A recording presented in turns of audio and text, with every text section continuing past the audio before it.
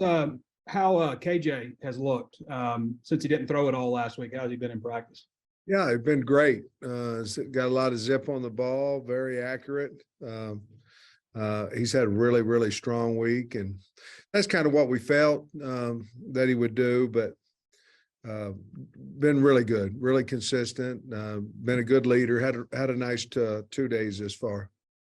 I was wondering how much you guys have talked about capitalizing on opponent mistakes. Auburn's turned the ball over 16 times this season already. How much is that discussed? Not just about them possibly making mistakes, but when they do, making them pay for it. Yeah, we talked about it quite a bit, actually.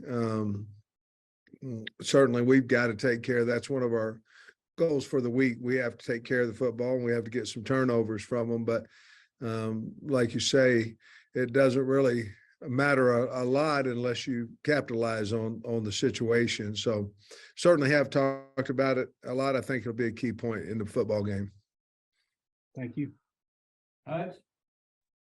Going back to KJ for a second, where have you seen him evolve this season from last season? A lot of confidence. Think he understands the offense better. Very percentage of accuracy on his reads has gone up. I think this has a lot to do with his confidence and being another year as a starter and the guy and all those things. But I've seen a lot of better throws, more zip on the ball. I just think he's a much better quarterback. I know we asked you about the defensive guys this morning on the teleconference, but what about the guys on the offense, how they've looked in practice, like Crawford, Henderson, Hazelwood, guys like that? Henderson practiced a little bit, not a lot yesterday. So he's probably still up in the air whether he'll be able to play. But he did practice some yesterday. Crawford's back, looked good. We moved him inside to play guard a little bit as well. I think him and Harris both can play tackle and guard. We're trying to get a little bit more versatility out of Tyke East and Harris. And I don't know who else you asked about. I'm sorry. I think Hazelwood, he's been dinged up. Yeah, Hazelwood's been dinged up. I think he'll be fine. And Bakke got a little dinged up as well, but I think he'll be fine too. I wanted to ask you about the confidence level, maybe overall for your defense, particularly, the second quarter at BYU, you got the 4th down stop, the Clark pick, you turned both those into touchdowns. Then you got some stops in the second half when those had been hard to come by for a couple of games. How do you think they're feeling overall? Well, I don't think I'd lie to you if I told you I think they're a confident group. We're trying to give them reasons to be confident in practice as far as our schemes and what we believe that they can do and all those things. But that's the worst thing that can happen is you lose your confidence, but to gain confidence, you have to have some success like you just spoke of getting off the field. And I think once that happens and the offense turns it into a little bit what Trey's speaking of, the offense turns it into points. I think that certainly helps your entire football team and their confidence. But we're somewhat, I wouldn't say fragile there, but we've got to continue to make plays like that you just spoke of and gain a little bit more. Yeah, Hudson Clark, you've spoken about his versatility in the defensive backfield. I'm wondering, with the guys coming back, we saw Kari taking some reps at corner yesterday too again. Just where Hudson, could he play anywhere on Saturday? I think he can, to be totally honest with, but we have to be fair with him too. We can't move him all over the place and expect him to have a really good game at any of them. And so, yes, I think we're thinking a little bit more with Hud as a backup plan at corner. Chavis, I think, is going to be fine. Kyrie's back. But also we know Hud can play it there and Chavis can play safety and Kyrie can. So, but I think right now we're looking a little bit more of a backup at corner and then playing at safety. Christina? Rocket mentioned recently that he feels like his relationship with the offensive line, just from a personal kind of locker room standpoint, has really improved. Just from an offensive line perspective, how important is that relationship with the running backs? I think it's huge for confidence in each other. I think that has something to do with it. You see a lot of division when one or the other is not playing well. When they both play well together, I think it builds a confidence, a friendship, things of that nature. It just becomes a lot easier that way. I do believe that the line believes in Rocket and the other backs, but I believe they believe in Rocket, and I think he does the line. And they both know how valuable each other are to each other. I don't know how to say that, but how valuable they are to each other. So it's come a long way, and obviously Rocket didn't say much last year at all. Did his talking with the pads and things, and now this year he's becoming a little more vocal and a little easier to get to know. Sam, just continuing on Rocket, what kind of a personality have you gotten to know or to see with him? I mean, I guess how has that personality evolved in the last year? Very serious kid. I mean, very serious, workmanlike, daily routine for him. If you ask academic folks, he's always the first one in there and gets his work done. If you ask anybody in the building, whether it be a coach or a trainer or in the weights, he's always on time, always giving maximum effort. That's kind of just who he is. But where he's come around a little bit more is his personality. He's talking more, not overly confident or certainly not close to cocky, but he feels good about what he's doing, and he should. And I think he's come a long way there. Then I wanted to ask you about Auburn's defensive ends and their edge rushers. I think they've got 3 guys with 5 or more tackles for loss. Just what jumps out on tape when you look at that group? Well, Derek Hall does. I mean, he's really a good player. I like Wooden. He's inside, but I like him. Bragg is another guy that's a good player for him. But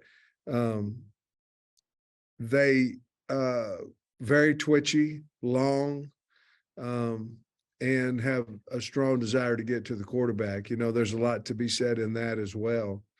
I really do like, they're talented, and we're going to have to know where those guys are, but you know, we're concentrating on Hall. I think he's really, really special, and we can't let him wreck our game if at all possible. Right. Yeah, I just got one for you, Coach. Last time you guys were there, 2020, there wasn't but 20,000 fans in the stands or something. But you played a lot of games at Jordan-Hare. Arkansas hasn't won there since 2012, but had won several games there. Just your thoughts on the atmosphere and playing 11 o'clock game at Jordan-Hare Stadium. Well, it's a great place to play. I think it's a huge home field advantage for Auburn, just like Razorback Stadium is for us, but it's a huge advantage for them. I can't say that I was disappointed that we got an 11 o'clock game. I would much rather have 11 o'clock than a 7 o'clock. But I'm sure, you know, they're a proud program. I'm sure they'll have a lot of people there and very loud. We've cranked it up just a little bit more noise-wise, decibel wise, and things of that nature this week to prepare for it. But you know, it starts with the band. The band's on the field. They won't get out of your way. You can't get through them to get on to pregame warm-ups and all that kind of stuff. It's a special place, and certainly we're going to have to be ready for that. And you're right. 2 years ago, I don't know what there was, 17, 18, 19,000 people there, and certainly it will be different, and hopefully we'll be prepared for it. We're certainly working on it. Bob. Hey, Sam, we're talking to the guys on the Zoom yesterday, and KJ and Trey talked about the rapport they've built, you know, passing wise, and you know, that play against BYU where Trey worked his way back to get open so KJ could find him after he broke all those tackles. I guess looking back on that play, I mean, how much do you think maybe their rapport helped in a situation like that, having two older guys that have been together for a while? I think any quarterback, I don't know this, but I believe that any quarterback knows who their go-to guy is. I think Trey's become that guy, that constant for KJ. And, you know, just as Burks was last year, if anything broke down, he's just going to throw the ball to Burks. You know, I think Trey's earned that right. He's catching the ball well. I about called for the punt team on that particular play, as there's no way he disappeared from my view and came out of it. And then when Trey caught it, he was still short of the first down, then made a really nice run, broke a couple tackles to get the ball down another 20 yards or so. So I think they have a really good rapport. They trust each other, and that's usually when you play well is when you trust the other man, whether he's next to you, whether he's running routes, anything of that nature. So I think they have a great camaraderie between the two of them. A lot of respect between the two of them. Yeah, and I know you got asked about Trey on Monday, I think it was, but has he played even better than maybe you thought? And what have you thought about his blocking in particular? Because obviously that's something he's had to work on as a tight end. He always has been a willing blocker. I'm not for sure he's always been a good blocker. You know, he's always been willing. And now I believe he's really, I believe he's up to his draft stock. I think he's a physical blocker. Again, he's always wanted to, but now he has a physicality about it. And I'm really happy with him. I think he's one of the most improved players on our team this year. And Brian Harsin mentioned this, you know, both teams are coming off a bye week. So you've had time to add some wrinkles, or I guess you don't know what to prepare for exactly. I know you don't want to say what you guys might be adding, but do you expect just some wrinkles from both teams, just given the 2 weeks to get ready? I do. And, you know, they've done some things. They faked a punt early in the Georgia game, and they've done some things special teams wise, and they've done, you know, they've had some trick plays even late in the game at LSU and things of that nature. So anytime, it's not like a bowl game because you have more preparation time and you're not as worried about injuries and all that stuff during bowl prep because you've had a 10-day span before you go back to practice. So it's a little bit different, but I'm certain that we'll see something out of the ordinary from them. Thanks. Tom. The 2014 game down there was tied at halftime. And then Jim Chaney and them got stuck on the elevator. Did he talk about that a good bit after all that? We were running a wham play, you remember? We were running a wham, and man, we were rolling, you know. And I kept waiting for Chaney to come down at half, you know, he's gonna make some adjustments and things of that nature. And he never he got stuck. And yeah, we'd had a better time if we had won the game, you know, but we laughed after the hurt went off after a while, you know, we laughed about that. And you know, I haven't talked to Jim for a while. I talked to him early before the season started. He's over at Georgia Tech helping them as an analyst. But yeah, we had a good laugh about that. That's the first and last time anybody's ever gotten stuck in the elevator that I remember. Scotty. Yeah, Sam, I just looked at KJ's career passing numbers on the road, and he's thrown 15 touchdowns against one pick. And I think that interception was the Hail Mary near halftime last year at Ole Miss. What makes him, I guess, so effective or efficient in kind of some you know, hostile road environments? I think some guys are just built that way, and some guys, you know, embrace that situation. You know, when you go into some guys play better on the road just because, you know, they're the guy on the team and they're getting booed and all this kind of stuff, and they embrace that being the guy. And I think that says a lot about KJ, and certainly he's a competitor, and he wants to do well at home and away. But I think that might just be some competitive emotions that he's having there, and he really has. You're right. He's played extremely well on the road. Mason. Yeah, Coach, yesterday we talked to the guys about how y'all haven't been Auburn. Trey said he doesn't think y'all played your best ball against them, and KJ said it's a little more personal. I was just curious if you've kind of felt that from the team this week. Well, I think, you know, KJ didn't play well against Auburn last year. I think that's a driving force for him. Obviously, they did some things that had success against us, you know, and him. Auburn's a team we haven't beat 6 times in a row, you know, and it's a big deal to us, and I'm sure it is to them to continue that streak. But I think it is personal to our guys that, you know, we've got guys on our team. We got Dalton Wagner, who's been here 6 seasons, and we haven't beat them, and that's a credit to them and their program. But yeah, I think there's a little more incentive. We've got to win, and it's going to be very difficult. But I do, yes, to answer your question, I do feel at practice that we understand that Auburn has embarrassed us 6 years in a row, and we'd like not to make it to 7th, but we got to go play well. Wrap us up, Bob. You know, Sam, you have beaten Auburn as an assistant, but back in 2015, you guys beat them in that Great wild game. 4 over. I don't know what you remember about that game.